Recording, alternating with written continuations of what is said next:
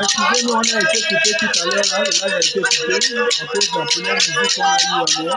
Effectivement, on n'avait pas de droit d'auteur. Donc, nous sommes obligés de revenir à la culture. On attend tout le monde. Et nous allons attendre que les gens sont en train de se connecter.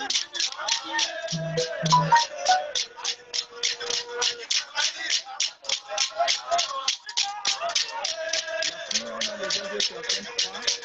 Une fois, nous sommes à 10 comme ça, nous sommes à 4. Connectez-vous. Comme je vous l'ai dit tout à l'heure, on était déconnectés, on a coupé la première vidéo. Nous avons certifié qu'on n'avait pas le droit d'auteur, c'était normal. Là, nous sommes revenus chez nous.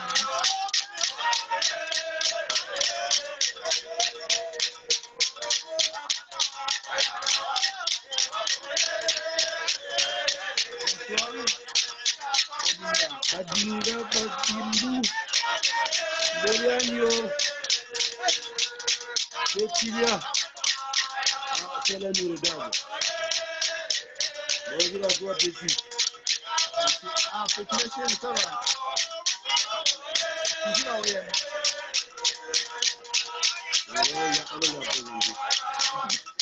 Ok, tu y es.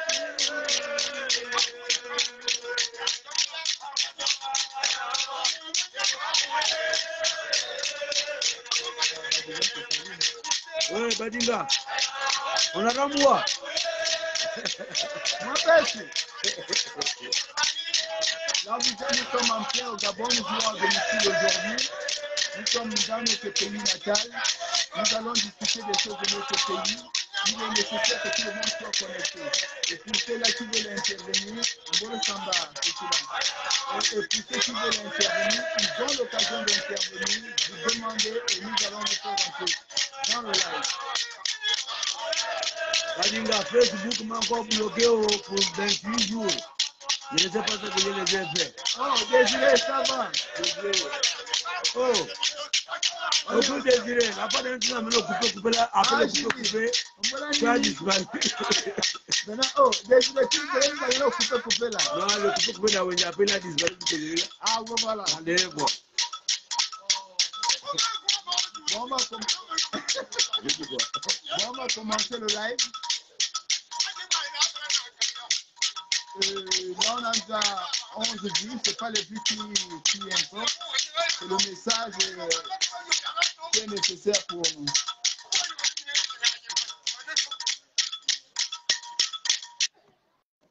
Bonjour tous. Bonjour tous. Comme vous le savez, la situation actuelle a de graves conséquences sur les relations entre le politique et la population gabonaise. D'un côté, une opposition divisée par l'égoïsme et les querelles internes. On se bat entre nous, nous ne savons pas pourquoi. Et de l'autre côté, une majorité présidentielle arrogante, gastronomique, criminelle, incompétente, avec une moralité monétaire. Donc aujourd'hui, nous sommes là pour parler de notre pays. On voit bien la chute de la démocratie dans notre pays et la croissance vertigineuse de la démocrature, parce qu'en fait, il y a une différence entre démocratie et démocrature. La démocrature est une démocratie exercée au sein même d'une dictature qui ne dit pas son nom. Les institutions sont là, mais ces institutions ne sont pas libres. Et nous avions des pouvoirs qui sont visiblement répartis, mais malheureusement, ces pouvoirs sont tenus par une seule personne. On parle d'un pouvoir monocolore, c'est-à-dire aujourd'hui, nous avions au niveau du gouvernement le PDG. C'est le PDG qui, effectivement, est également à l'Assemblée nationale. C'est même ce même PDG-là qui est détenteur des leviers de la justice gabonaise, donc du pouvoir judiciaire. Aujourd'hui, nous pouvons effectivement parler en ce qui concerne notre pays, nous pouvons parler d'une sorcellerie judiciaire. Exactement. Voilà. Donc, nous allons discuter sur plusieurs thèmes. Et rappelez seulement le morceau que j'ai mis au départ, mon très cher frère Ali, ce morceau te concernait. Je ne fais pas un débat des personnes, je fais un débat d'idées. Ce live te concerne pourquoi? Parce que j'ai voulu te rappeler l'époque du Night Fever, à l'époque où tu avais une Mercedes blanche et tu étais le fils de Bongo, tu fréquentais les gars du bas peuple. Mais malheureusement, aujourd'hui, ce que nous constatons depuis que tu es arrivé au pouvoir, il y a un énorme sentiment d'exagération qui grandit au Gabon parmi le peuple souffreteux. Donc, il est nécessaire que nous te disions aujourd'hui la vérité.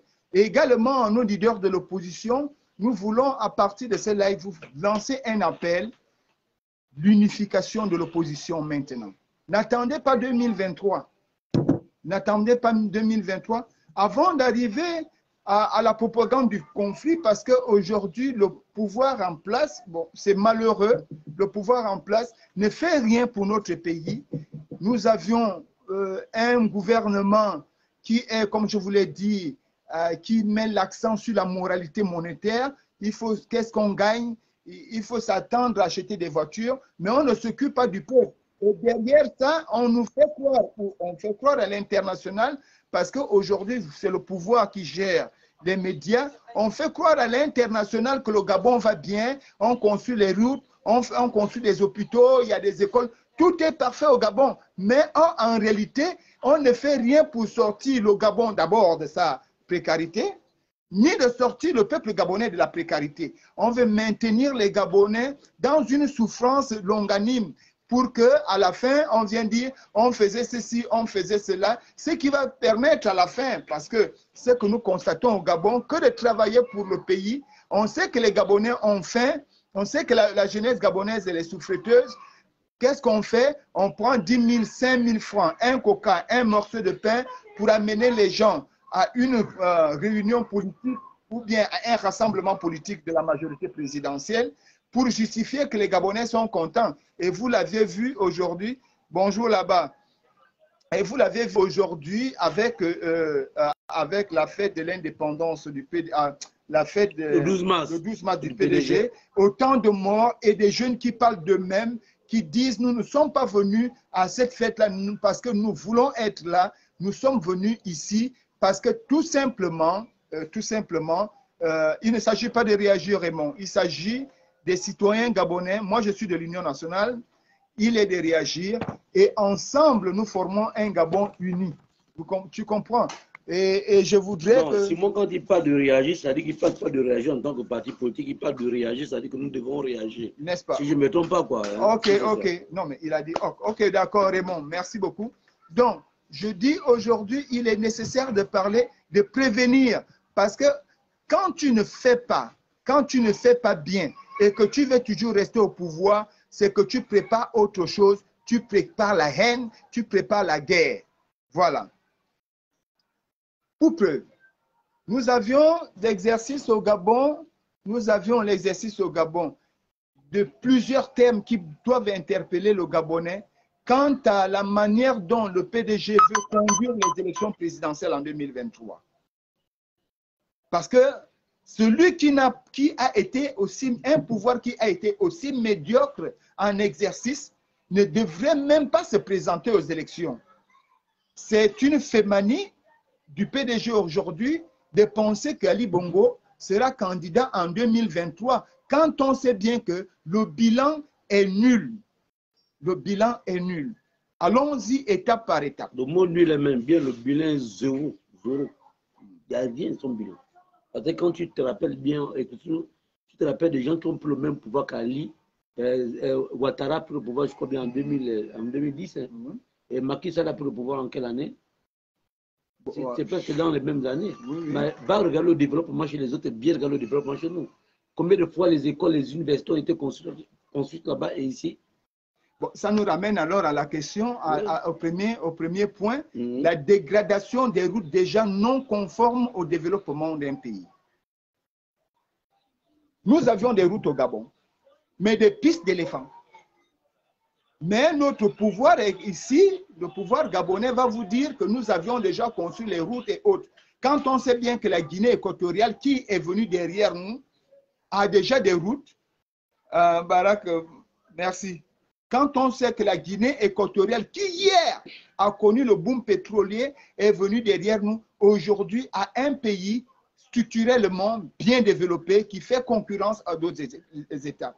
La concurrence dans notre pays ne réside pas entre les individus, c'est entre l'État. Le Gabon n'a pas pour adversaire l'un de ses fils. Non, le Gabon a pour adversaire un autre pays, à l'instar du Cameroun, de la Guinée équatoriale, du Congo, pour ne citer que les simples pays de la sous-région. Mais malheureusement, ils s'en foutent, puisqu'ils savent que derrière ça, ils ont fait leur expérience en 2016, où ils ont tué les Gabonais. Ils seront toujours prêts à mettre les armes sur le terrain pour tuer les Gabonais. C'est pourquoi aujourd'hui, il faut préparer les Gabonais à ce qu'ils sachent que l'objectif du PDG n'est pas de venir faire un bilan positif, puisqu'ils savent déjà très tranquillement que leur bilan est totalement négatif.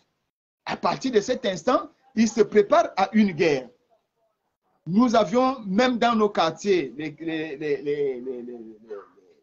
quartiers les plus proches de la présidence, où on a des nids d'oiseaux. Des nids d'oiseaux. Nous avons, soi-disant, la nationale ici, qui, effectivement, n'est pas une route. Mais pourquoi tout ça? Parce qu'on ne veut pas rendre le Gabonais autonome. Le Gabonais ne doit pas être libre dans son pays. Il doit être toujours dépendant des politiques pour qu'enfin les politiques puissent mieux nous assujettir. Voilà l'objectif de ça. Pourquoi? On nous vend le transgabonais. Qu'est-ce que ça rapporte au Gabon? Or, pour atteindre l'autosuffisance alimentaire, pour atteindre l'autosuffisance alimentaire et de façon à ce que les Gabonais puissent eux-mêmes sortir de leur propre précarité, on a besoin des routes parce que la route est l'un des facteurs de développement le plus important. Donc, comment on va faire pour aller à Ndendé? Comment on va faire pour aller, par exemple, l'igname du Haut-Ogoué qui a de la saveur? Comment on peut faire pour vendre ça à Libreville? Non, nos parents n'ont pas de véhicule, il n'y a pas de route. Si vous prenez la voie terrestre pour aller à Franceville, mais c'est n'importe quoi. Et c'est pourquoi je voudrais interpeller les Gabonais. La situation, regardez bien la situation, le développement de notre pays. Vous allez constater qu'il n'y a rien du tout, rien n'est fait pour que le Gabonais puisse vivre mieux dans son pays, que le Gabonais se sente bien dans son état. Bonjour. Merci beaucoup. Fabrice, ça va? Pour que le Gabonais puisse mieux vivre dans son pays, non. Tout est fait pour que le Gabonais soit toujours dépendant, pour que le Gabonais soit mendiant, pour que le Gabonais ait s'assujettir et qu'on puisse se moquer de nous. Mais je vous l'assure, même si dans cette mendicité, nous devrions aller, mais la mendicité n'est pas morale. La mendicité peut être un geste, mais personne ne doit changer notre esprit. Est-ce que tu as quelque chose à dire sur les routes? Sur les routes, il y a encore quoi à dire là sur les routes là. Ceux qui habitent dans les provinces là, ils savent que réellement, en quittant Libreville pour Franceville dans le Haut-Ogoué, c'est un calvaire. Soit disant les gens du Haut-Ogoué qui votent à 100% là, à un moment donné, réveillez-vous. Parce que quand vous regardez la route de la Boumi, quand tu regardes la route de la Boumi au Konja, Makoko, non, c'est l'enfer. Donc ça veut dire que depuis 2009, avec tous les budgets que l'on a, réellement, le pouvoir en place, le pouvoir PDG n'a rien fait pour nous. Donc nous ne devrons pas les accorder encore 7 ans de plus. C'est criminel si on les accorde encore 7 ans de plus. Oui, il faut également noter que je conviens avec Eric Otete parce qu'effectivement, nous avions constaté en 2013 une croissance vertigineuse du prix-value pétrolier au Gabon, dont les budgets étaient 2 fois supérieurs à ce que Bongo avait connu durant son mandat. Mais malheureusement, ce que le Gabon a enregistré, loin d'être développé, nous avions enregistré au Gabon des détournements qui allait à des centaines de milliards pour un seul individu, ce qui était un crime. Donc, nous allons tout de suite passer au deuxième point. La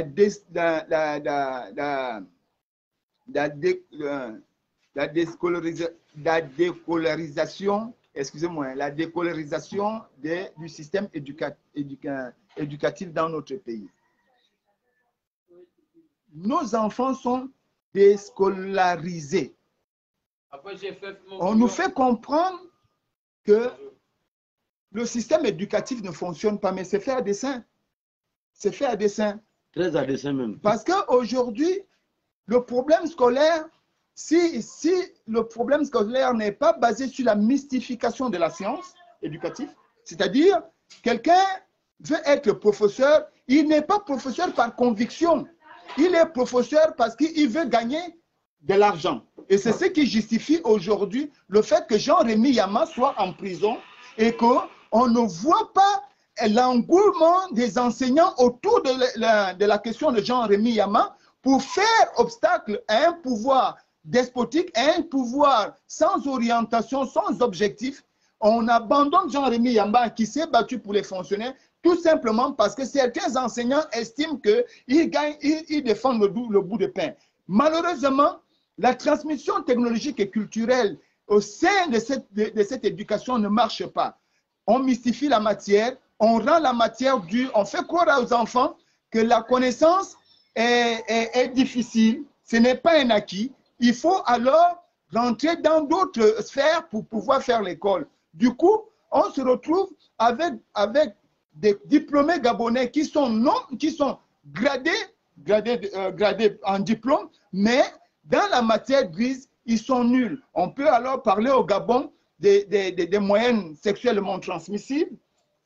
Nous avons suivi une vidéo tout à l'heure, tout récemment, qui passait, et l'audio qui passait sur WhatsApp, où une jeune fille a piégé un professeur qui lui dit que si elle veut avoir la moyenne pour aller en classe supérieure, il a besoin d'avoir les ébats sexuels avec cette dernière, oubliant que lui aussi, il a des enfants. Ça, là, c'est entretenu par le système. Il faut une déviance morale au sein de la jeunesse gabonaise parce que tout simplement, il ne faut pas donner aux Gabonais la capacité de sortir de l'obscurité intellectuelle. Sinon, ces Gabonais-là vont commencer à réfléchir et à contester ce que nous faisons en faux. Résultat, nous prenons l'incompétence parce que nous ne formons pas nos jeunes. Et comme nous ne formons pas nos jeunes, nous sommes obligés d'aller prendre les enfants de CENI qui incarnent aujourd'hui la compétence intellectuelle en Afrique. Nous sommes obligés de prendre ces étrangers qui ne s'adaptent pas, qui ne veulent pas se conformer, aux conditions de vie, à la normalité, aux principes de vie de notre pays. Tout récemment, nous avions vu au Gabon quelque chose de très formidable. On a fait louer un cabinet qui nous fait comprendre que il y aura une restriction de l'emploi au niveau de la fonction publique. J'en ai déjà parlé plusieurs fois. Et que dans 10 ans, la fonction publique ne va plus recruter. Mais l'âge de la retraite, c'est 60 ans. Donc, vous voyez tranquillement comment on veut faire un remplacement humain dans notre pays. Leurs enfants et les enfants de la Légion étrangère qu'ils ont amenés dans notre pays peuvent aisément apprendre et se former pour remplacer nos pères qui sont déjà là aujourd'hui. Du coup, notre pays ne nous appartiendra plus. Et on s'étonne qu'il n'y a pas de compétences dans notre pays. Mais moi, je vais te dire, Ali, il y a des compétences. S'il n'y a pas les compétences au pays, la Bible déclare que vous n'êtes plus des bons bergers parce que vous ne conduisez plus mon peuple sur la voie de la vérité. Regardez comment mes brebis se trouvent au-delà des montagnes. Mais, Ali, mon frère, très cher ami, comment se fait-il que les intelligences de notre pays se retrouvent en France, se retrouvent dans la diaspora aux États-Unis? On peut faire revenir ces gars-là au Gabon pour travailler et faire grandir notre pays. On a besoin, parce que vous voyez quand vous jouez au football, quand l'équipe nationale va à une compétition, vous allez chercher Aubameyang, vous allez chercher, comment il s'appelle, des joueurs gabonais à l'étranger pour venir jouer. Tout ça pourquoi? Pour renforcer la force de notre équipe afin de gagner des compétitions. Mais c'est aussi ça dans le fonctionnement d'un pays. Vos ministres qui sont là aujourd'hui ne valent rien devant nos frères. Si nous sommes incompétents, mais devant nos frères qui sont en Occident aujourd'hui, qui ont un savoir, qui ont de la compétence, qui ont la matière grise et qui peuvent apporter une force au pays. Si toi tu veux gouverner le Gabon, mon frère, gouverne. Mais laisse l'économie tranquille. Donne aux Gabonais de travailler leur pays parce que nous ne sommes pas en concurrence avec toi. Voilà un fait. Je suis en train de te montrer tout ce que tu fais en mal, les erreurs que vous êtes en train de commettre. Et je vais te dire, pour te montrer, pour justifier pourquoi est-ce que j'ai dit, tu es en train d'amener le peuple gabonais dans une guerre civile. Vous êtes en train de préparer comment tuer les Gabonais en 2023. Mais vous voulez faire croire au monde entier, puisque c'est vous qui détenez les leviers de la communication au Gabon, vous voulez faire croire au monde entier que c'est l'opposition qui prépare un conflit quelconque. Non, c'est vous. Parce qu'on ne gère pas un pays avec l'oppression. Le troisième cas, si je t'ai déjà parlé du problème éducatif, le problème des routes, revenons au troisième cas. Vous êtes en train de favoriser la mortalité dans notre pays. Vous dites, vous êtes en train de... Oh, on a construit les hôpitaux, on a même refait Jeanne Ebori, on a les CHU. Mais mon frère, l'hôpital, ce n'est pas le bâtiment. L'hôpital, ce n'est pas le bâtiment. Parce que quand il y a des bons médecins, même à la cuisine, ils peuvent sauver un individu. Mais allez-y dans ces hôpitaux, vous allez comprendre si le Gabonais peut vivre dans une structure sanitaire au Gabon. Il n'y a rien, pas de matériel. Vous avez même amené le business des diplômes dans la médecine parce qu'on ne triche pas dans la médecine. Soit tu es bon, soit tu n'es pas bon. J'ai un ami, que Dieu est son âme. Un grand, on l'appelait docteur. Ceux qui ont fait le lycée le connaissent. Il était professeur en biologie. Ce qu'on appelle les sciences naturelles. Docteur tombe malade et on amène docteur à El Rafa. 3 jours plus tard, docteur sort toujours complètement fatigué. Il décide d'aller mourir au Cameroun parce qu'il était camerounais. Docteur va au Cameroun. Quand il arrive au Cameroun, il dit non, la maladie là j'ai tout tenté, ça ne marche pas. Je suis venu ici pour mourir. Et l'un de ses frères lui a dit non, tu ne peux pas venir mourir ici. Nous allons t'amener à l'hôpital pour voir ce qu'on peut faire. Il est allé à l'hôpital. Et vous savez ce que les médecins lui ont dit au Cameroun. Ils lui ont posé la question, tu étais dans quelle structure? Il dit non, moi j'étais à El Rafa. Quoi? El Rafa? El Rafa? Non. Parce que El Rafa est connu au Cameroun comme une structure de compétence, de référence. Ils lui disent que celui qui t'a opéré là est tout sauf un médecin. Tout sauf un médecin. Ils ont essayé. Mais docteur, il est revenu au Gabon. Il était en bonne santé. Il a repris les cours au Lycémba. Je vous parle l'année dernière. Il a repris les cours au Lycémba. Mais manque de peau, comme nous les Africains, quand on t'avertit, tu penses qu'on te ment. Il repart au CHU ici. Il trouve la mort. Pourquoi, Ali, toi-même, quand tu es malade, mon frère, regarde, je te parle pas entre nous-mêmes. C'est nous-mêmes, dans le wash-wash. Écoute-moi, c'est la vérité. Man, quand toi-même tu es malade, pourquoi on t'amène en Angleterre? On t'amène en France? On t'amène à Riyad? Pourquoi?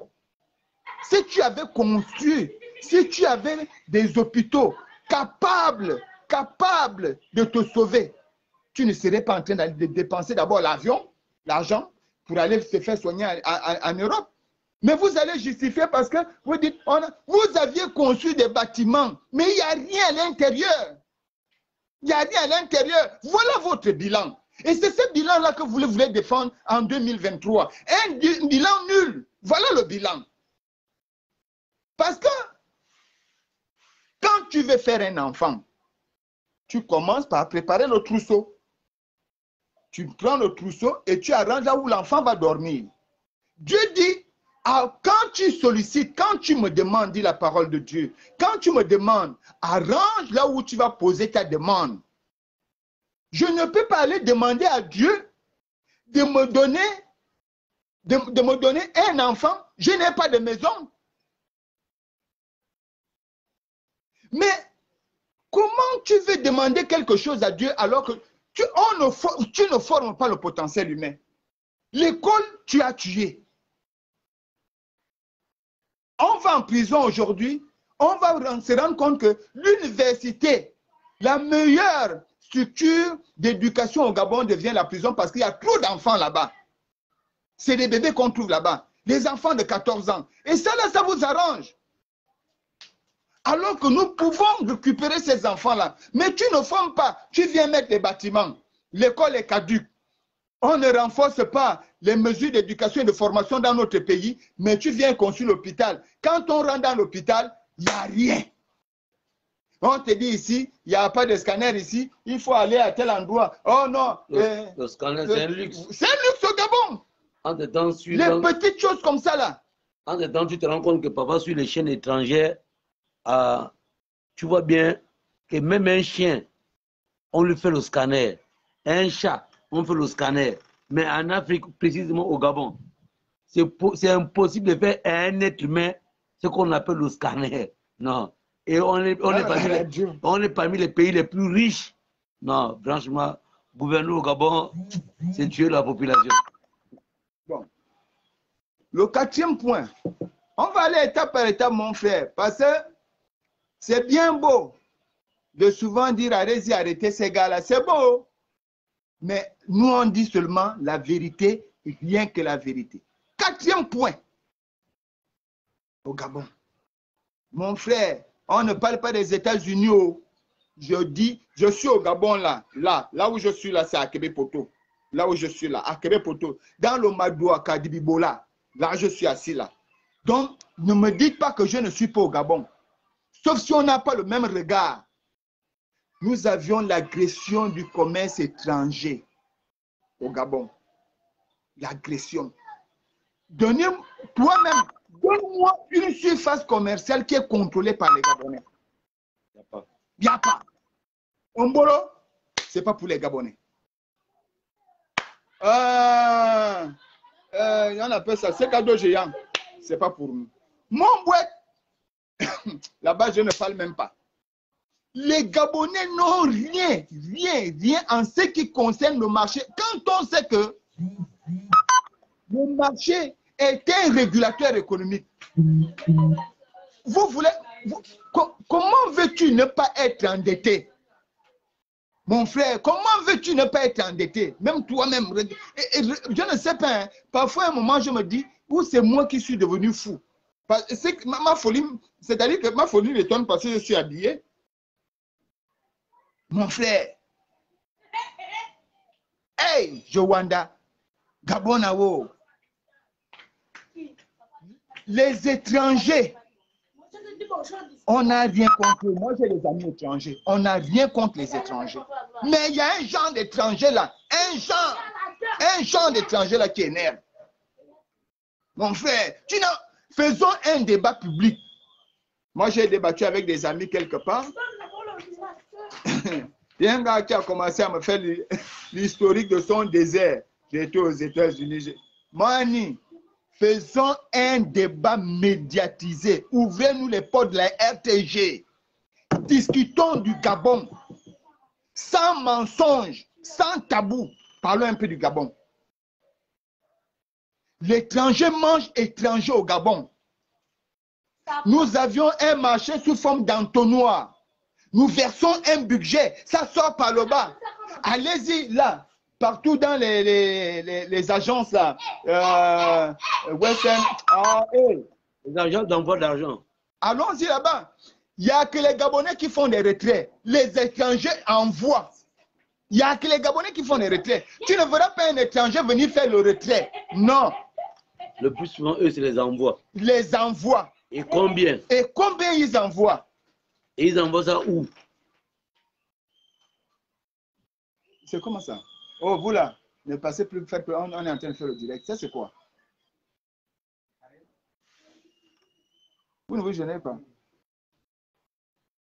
C'est le Madouaka, excusez-nous, on continue. Ça, c'est dans le Madouaka. Entre nous-mêmes. Vous voyez bien? Pour que le Gabonais puisse vendre même le Moutouki. Nous savons que le Moutouki ne dépasse pas 200 000. Mais le jeune Gabonais, il achète le Moutouki à 200 000. Quand l'expatrié, lui, il achète le Moutouki, le ballot de Moutouki à 30 000 francs.